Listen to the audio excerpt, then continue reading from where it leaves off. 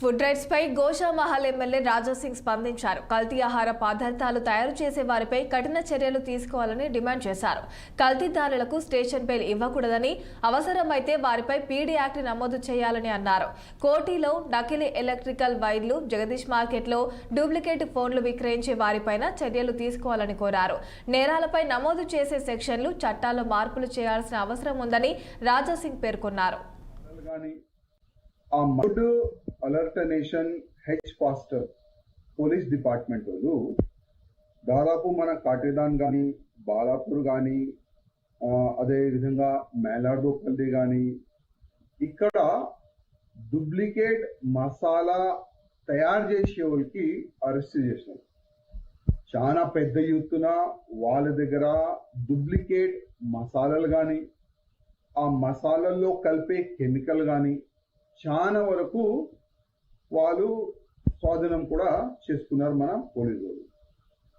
నిన్న కమిషనర్ గారు బాజప్తా మీడియా ముఖంగా లవంగాలు కానీ, ఇంకా వేరే వేరే మసాలాలో కానీ ఏ విధంగా వీళ్ళు కెమికల్ కలుపుతున్నారు, వాటర్లో కూడా వేసి కెమికల్ ఏ విధంగా డైవర్ట్ అవుతుంది అది కూడా కమిషనర్ గారు చూపెట్టినారు.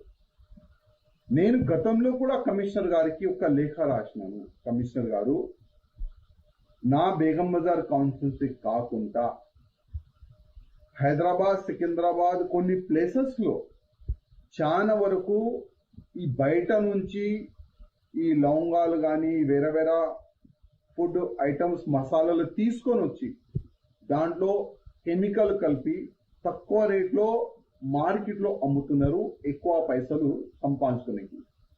ఎట్టి పరిస్థితుల్లో దానికి సపరేట్ గా ఒక డిపార్ట్మెంట్ తయారు చేసి వాళ్ళపైన చర్యలు తీసుకోవాలని గతంలో కూడా నేను ఒక లేఖ రాసిన. మన పోలీస్ డిపార్ట్మెంట్ నుంచి చాలా మంచి పని నడుస్తుంది.